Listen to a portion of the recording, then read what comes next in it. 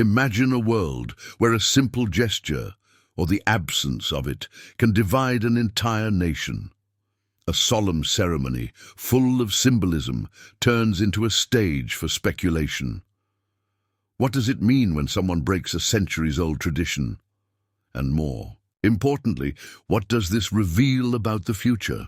Now imagine the scene. It's a freezing night, but the tension in the air is so palpable that it seems to warm the environment. The man at the center of global attention raises his right hand to take an oath, a moment that symbolizes the transition of power and the commitment to the people. But something is different, and you notice it immediately. The left hand, which would traditionally rest on the Bible, is empty. He raises his right hand, but does not place his left hand on the sacred book. Nothing. And it is at that moment that the theories start to spread like wildfire. Internet, newspapers, social media. Why didn't he use the Bible? Some ask. Others already have their answers. And here is the most intriguing of all. Many people believe that he is secretly working on a revolutionary new technology, something never seen before. An advanced chip created with Elon Musk that could change the way we live forever.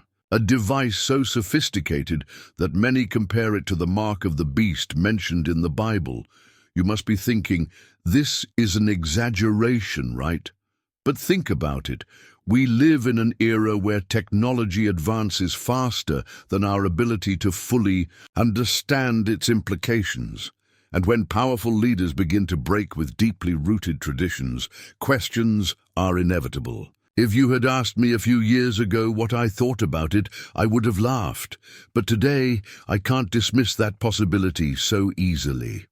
Especially when you consider the advances that Elon Musk has made with technologies like Neuralink, a brain chip that promises to connect humans directly to artificial intelligence.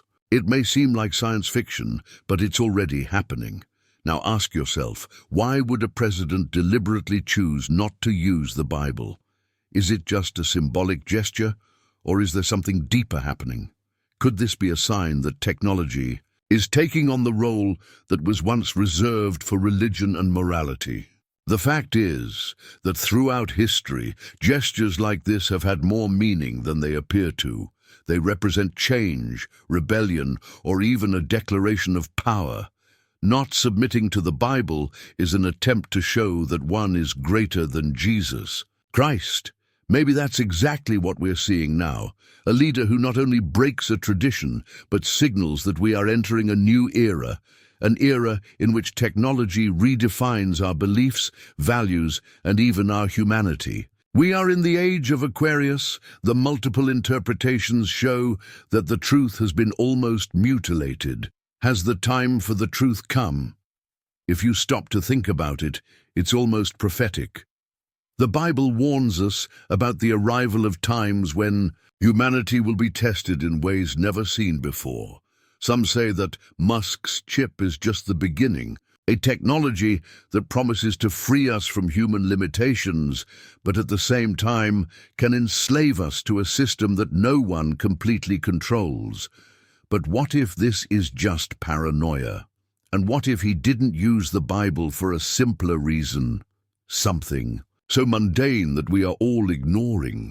Or perhaps, just perhaps, this absence is an invitation to reflect on what truly matters.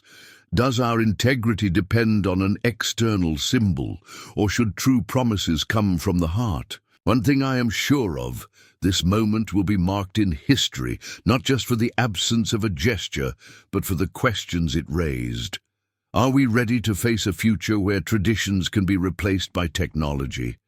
Are we ready to deal with the ethical and spiritual dilemmas that this will bring?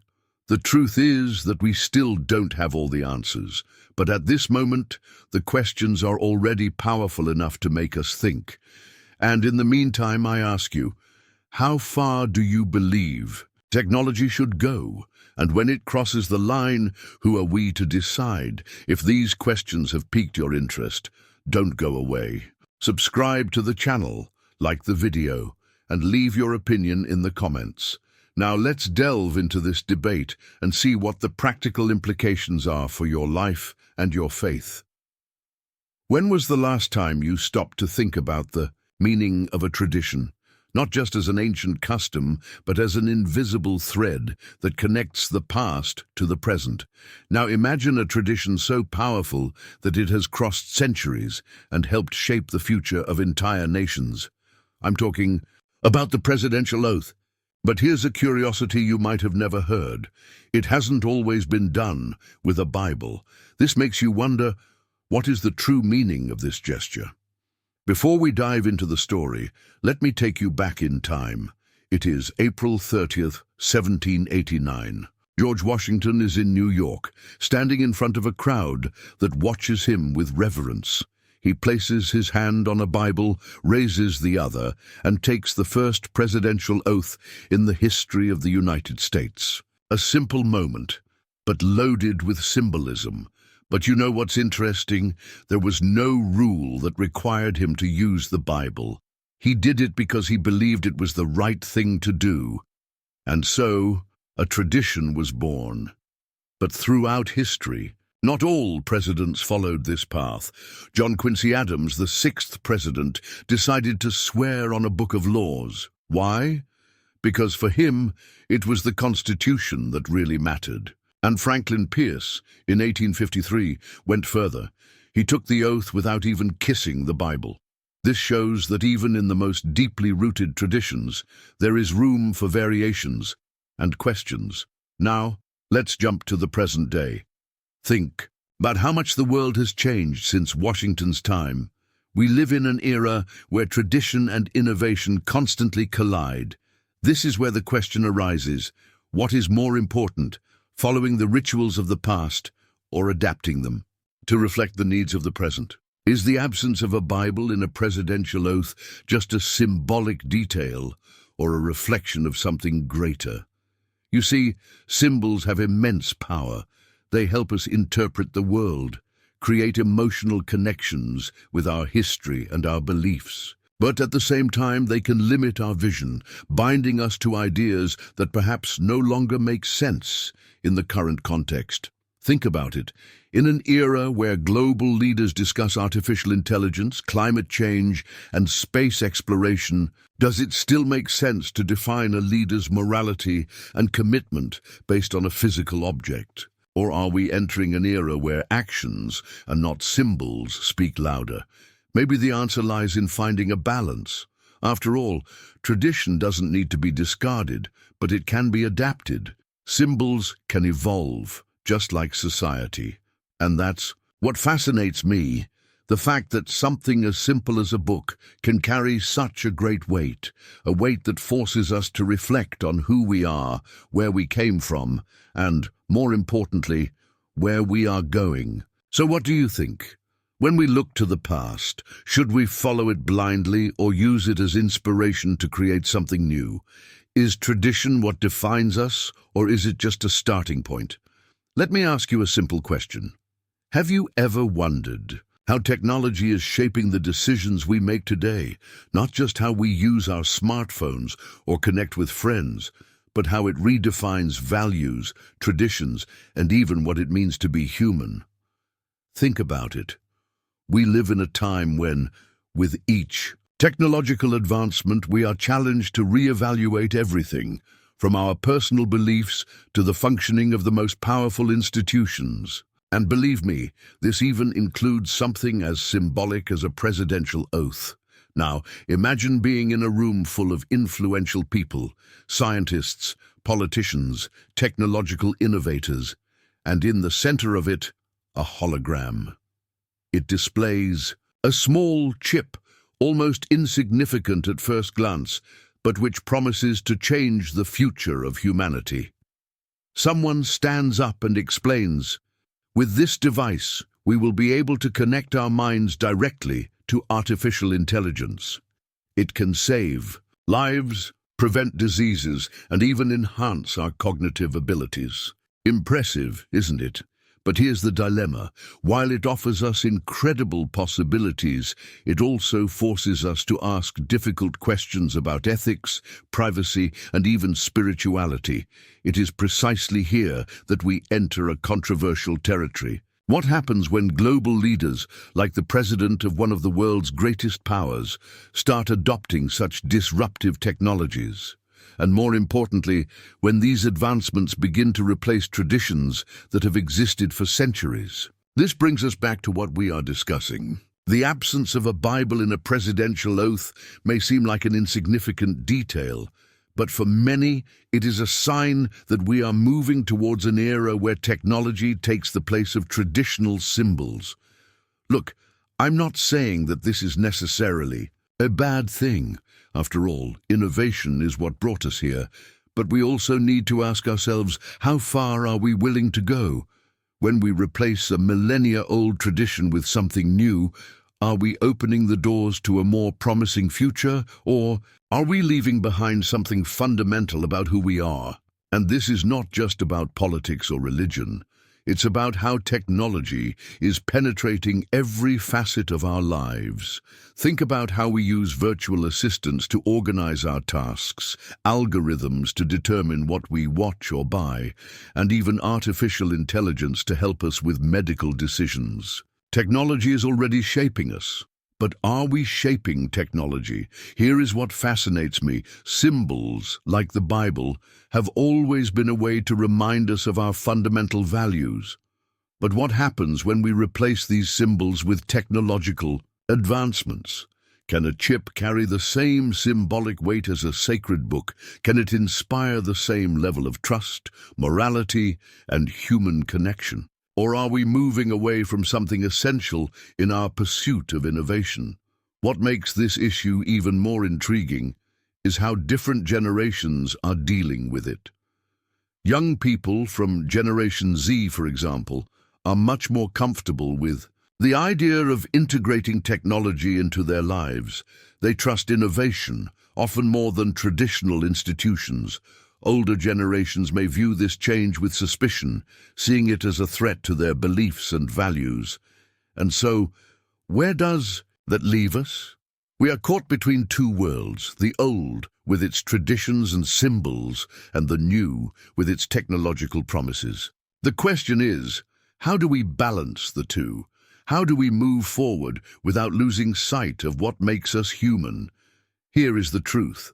This discussion is not just theoretical. It is already happening right now as we speak. Large companies like Neuralink, led by Elon Musk, are developing technologies that can literally connect our minds to machines. And while this sounds like something out of a science fiction movie, it is reality. Some say this is evolution. Others say it's the beginning of total control over our lives. And you? Where do you fit into all of this? When you see a global leader breaking a centuries-old tradition, do you interpret it as progress or as a warning sign? Is technology here to liberate us or to control us? Maybe in the end, what really matters is not the presence or absence of a symbol, but the meaning we attribute to it. And maybe, just maybe, it's time to reevaluate what we truly value. As a society, I don't have all the answers. No one does. But I am sure of one thing.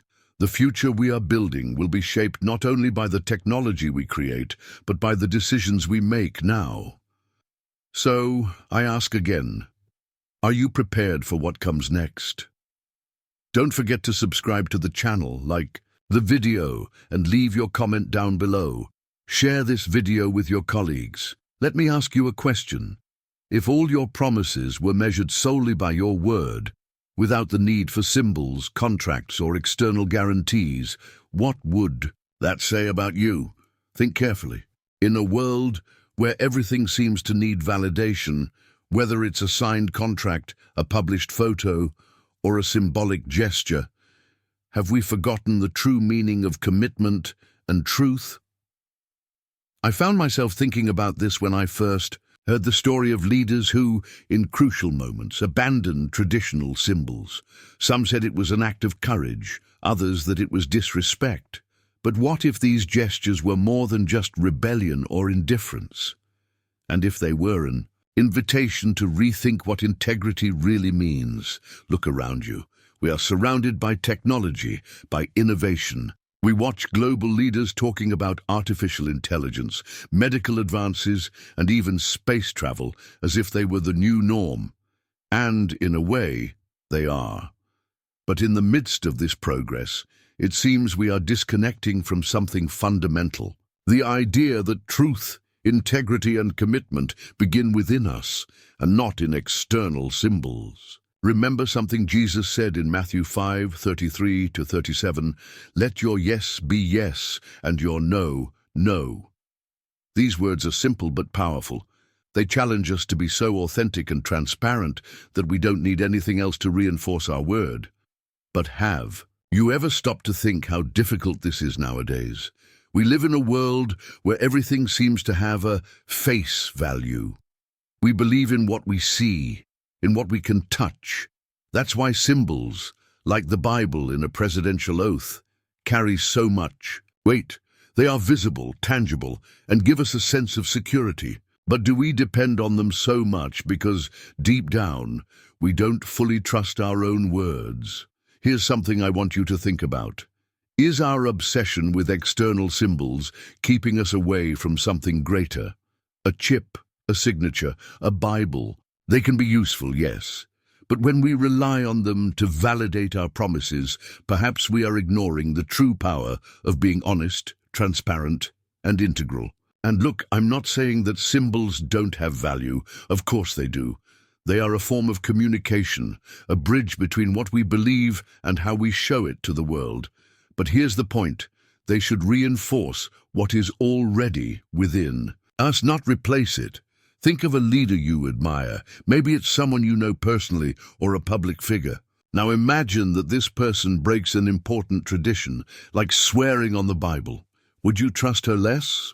Or would you focus on her actions and decisions, on the impact she has on the world? I know it's difficult, because symbolic gestures are easy to interpret. They are like shortcuts to understand someone's intentions. But maybe it's time to stop relying so much on these shortcuts and start evaluating what really matters. Character, consistency, integrity, and between us, that's what really matters, isn't it? You can carry the oldest Bible, the most advanced chip, or neither.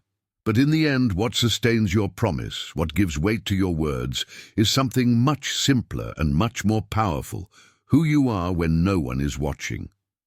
So I ask you, what if the world were redefined, not by symbols, but by authentic actions?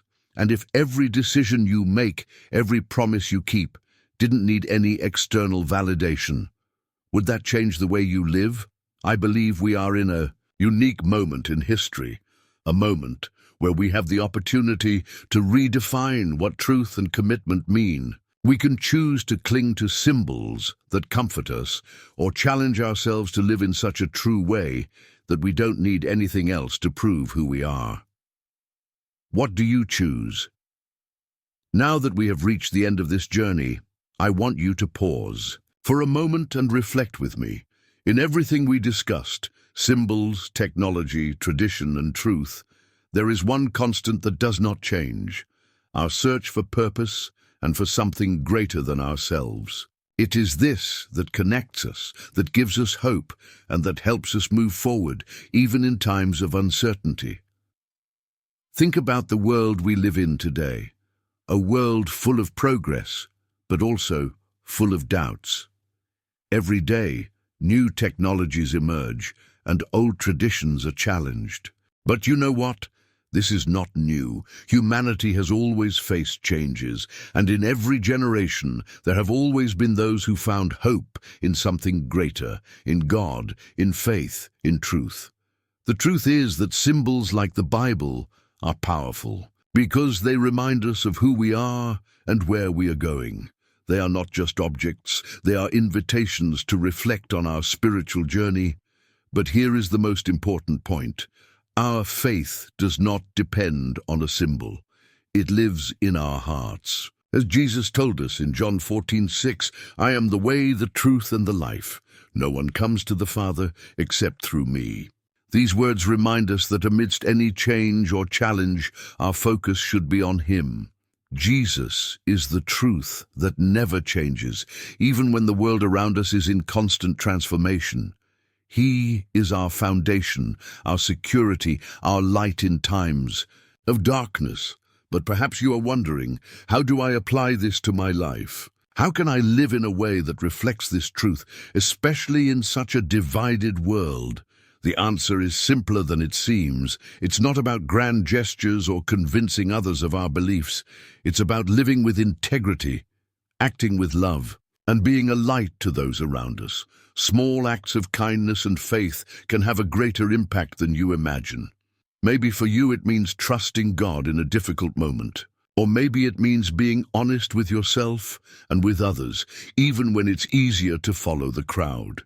Whatever your journey may be, remember that you are not alone. God is with you, guiding every step.